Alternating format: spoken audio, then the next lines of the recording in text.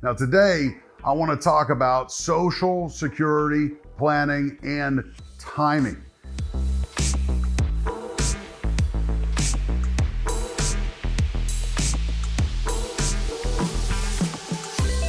Good day, everybody. Chris Heerlein here of REIT Financial, host of Retire Ready TV on KXAN and host of Wealth Radio every Saturday, 11 a.m. on News Radio KLBJ. Thanks for joining me today. Be sure and hit the subscribe button down below. Click the bell for notifications as I drop new content every Wednesday on this channel so you can stay on top of the latest. Now today, I want to talk about Social Security planning and timing. Social Security is one of the greatest assets that you have in retirement. This is your money, and I want to make sure you squeeze every nickel out of it. But be sure and stick with me till the end, because I'm going to share with you a very little known strategy that can be very lucrative if done correctly. So let's dive in. You think back to your first job. Maybe you started at 14, 15, 16. It's been a long time for many of you. And the day you got that paycheck, between you and your employer, 12.4% of your salary went into the Social Security system. It's called FICA. 12.4% of the majority of your salary has gone into this system. And you don't have a choice. It comes out like clockwork. I remember getting my first paycheck and looking down, and it was nowhere close to what I thought it was going to be. And my boss goes, "Hey, have you thought about FICA? You ever heard of FICA?" I said, "What's FICA?"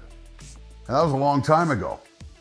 But one thing I do know is that I've paid in a lot of money into this system, and so have you. And when it comes time for you to retire and you hit the magic age where you are eligible to claim Social Security benefit, you need to have a real understanding of the dollars and cents you put into this thing, and that it can be one of the greatest assets that you have in retirement. For many Americans, those of you that are married, you have a spouse. Between you and your spouse, you will likely withdraw hundreds of thousands of dollars. We have some family that it's well over $1 million in Social Security benefits over their retirement. Now, most of you didn't put anywhere near that into the system, and that's why it reiterates why Social Security is one of the most powerful, greatest assets you have. And how and when you take your Social Security is going to dictate how much money you're going to get out of the system one day. Now, it's true. Many of the concerns out there today aren't so much around the tips and the tricks and the strategies to get more out of the system, because many of those strategies have been taken off the table. File and suspend, restricted application, those are no longer. Doesn't mean you take your benefits at face value or one size fit all. The greatest concern we hear people discussing today is what about legislative risk, governmental risk. When you go look at your Social Security benefit, go to SSA.gov, print your statement off. Literally in black and white on that, it says there's a problem with the system. We've got a solvency problem. And if they don't address it and fix it, they're going to cut your benefits by what could be 24 to 26% come year 2033. Now, I believe that things will change. I think that they will do things to fix the system. Things like maybe tax more, maybe make you pay more into the system, those of us that are working. Maybe they means test it, and depending on how much income you have, maybe you get a reduction in benefits. There's a number of things that could happen between now and 2033. Well, the thing that you start with is a coordinated claiming strategy. If you're married and there's going to be 2 checks coming in, there's still strategies available. One of my favorites is called the voluntary suspension strategy. But before I get to that, I want you to be aware of this. Your Social Security more than likely will be taxed. And so your claiming strategy, your timing is very important with this, because if you're working and you're receiving Social Security benefits, so let's say you're 66 or 67 and you decide to turn on your benefits and you're in your highest earning years, you may be giving a lot of that check right back to the government every April 15th. But let's say you deferred a year while you're still working, and then you retire, the paycheck goes away, maybe you drop a tax bracket or two. And not only did your Social Security check grow over that year of deferral, but now you're paying maybe what could be 5-10% less in taxes every month on it. So You need to understand that taxes for most of you are inevitable on your benefit. Pays to have a coordinated plan here. Now, I told you that I wanted to talk about a very little known strategy, and it's called voluntary suspension. And this is a strategy that it's not brand new, but I'm talking about it. We counsel families on it because it's one of the last strategies remaining today. And it's a very flexible strategy, particularly if you're married. Here's how it works. If you were to take Social Security today at 62, what happens is you've got this 12-month period that you can change your mind. You take it 62, or let's say you took it at 63. 6-8 months into it, you're like, well, maybe I got a job and I don't need the income anymore, or for whatever reason you decide to turn it off. You can do that within 12 months. The hard part about this is you got to cut a check back for everything that you took out over that period of time. It could be a big check. So one, do you have the funds to be able to do that? And two, do you want to cut the government back a big check? That's one of the things that we laugh about in the office is, once the money starts coming out of the government's bank, it's hard to turn it off. But it could make sense. Let's say you miss the 12-month window. Let's say that you take it at 62, and even let's say this is part of your plan. Well, you're getting a smaller check because you took it early, but you're going to get it for a longer period of time. And then let's say you have been receiving this from age 62 to 67. You hit 67, it's your full retirement age. Now they allow you to do what's called voluntary suspension. You go down to the administration, you can turn off your benefit. Now, why would you do this? Well, maybe you wanted to supplement your income and not draw heavy on your retirement portfolio in the early years of retirement. That can be a huge benefit to the longevity and success of your portfolio. Maybe you want to turn it off because you've got employment, or maybe a spouse has gotten employment and you guys don't need the income anymore. One of the things to note is, remember, you took it early. In this example at 62, you got a big haircut on the amount you're getting monthly.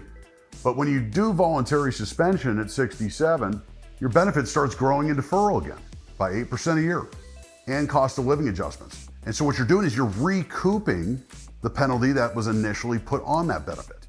And from 67 to 70, you could easily recoup 20% or more, just over a few short years. And so this is where voluntary suspension comes into play with a married couple. You have a couple that each of them have a nice Social Security benefit of their own. Let's say you retire at 62, one person can turn on their benefit, get some supplemental income coming in, while the others is growing in deferral, growing quite a bit each and every year. And then let's say you both turn 67. In this example, one spouse that had their benefit on would now turn off their benefit via the voluntary suspension. The other spouse that was in deferral now turns theirs on. So you can ladder your Social Security income. You can really stretch out your deferral credits. It's a powerful strategy. It's not for everyone. We find it to be favorable for families that are married and have access to each other's benefits. But it's one that I would want you to look into and take advantage of if it makes sense for you. So let's talk a couple pitfalls that I want to make sure you avoid. The average American, they take their benefits at 62. That's a true statement. The average Social Security benefit today is around $23,000 annually. That's because, it may seem low, but that's because the majority of people take it early. So the first pitfall is just going, hey, I'm 62, I'm eligible, I might as well get it. The second pitfall is not understanding that there's an earnings cap. If you make over a certain amount, in today's world, it's over 20,000. If you make over around 20,000 and change, you can get hit with an earnings cap. And what they do is they can reduce your benefit payment $1 for every $2 you make over the earnings cap. So if you're making $50, $60, $100,000 or more with your job and you're taking Social Security early, chances are that check's going to be whittled down to very little or nothing. But this is where it gets tough. They don't know that you're making that income in the given year that you turn on Social Security. They don't know if you're over the limit until you file your taxes the following year. So then you get a letter in the mail and it says, hey, we see that you had a nice income and you were taking Social Security early. You owe us money. And if you were taking a couple $1,000s a month for the last 12 months, now you owe them 24,000 bucks in this example. That's a big check. And if you can't afford to cut that check back, they're just going to withhold your Social Security payment for months, what could be years, until it is paid back. That could create a gap in income for an individual or a family. It could put you in a tough spot. So be mindful of the earnings cap. Now, another pitfall is just not understanding that your income is going to dictate how much you pay in taxes. So it's critically important, being that this is one of the largest assets that you have, that you control your taxes in retirement. The way you're saving right now positions you to have more control so that you keep more of this very valuable Social Security check. Another pitfall that is a little counterintuitive to most of what you read is that you may want to take Social Security as early as possible, depending on your net worth. The higher the net worth you are, in our experience, as you start getting above $2 and $5 and $8 million, the more likely it is that you should take Social Security early. There's a number of reasons for this. I'll give you the top three. The first is because generally, because of your net worth, you're going to be in a much higher tax bracket in your 70s because of required distributions on those IRAs, 401ks. The second thing is generally families that have a higher net worth or they had higher income, they have a nice lifestyle. They've got something they're wanting to maintain and it costs more than maybe the average person.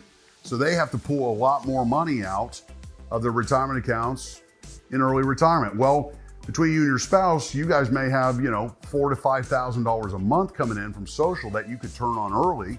And that's quite a bit of supplemental. Think about it. That's $5,000 in this example a month, $60,000 a year that can stay in your bank, your investments working for you. And the compounding effect of that is very overlooked. The other factor is the taxes. Remember, if you're gonna be in a higher tax bracket in your 70s and you defer your Social Security out all the way until 70, great, you're getting a bigger check because you waited, but now that bigger check is being taxed heavier. You've only been getting it a few years, RMD kicks in.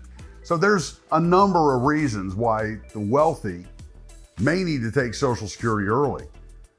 But majority of articles you read out there, they don't take into account the net benefit.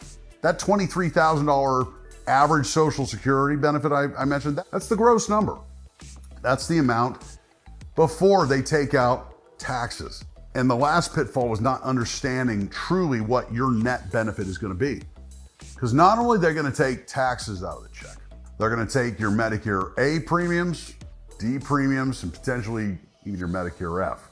So when you get through Medicare A, B, D, supplemental, drug copays, oh yeah, and the taxes, that $23,000 in many cases may only be $12,000, maybe $14,000.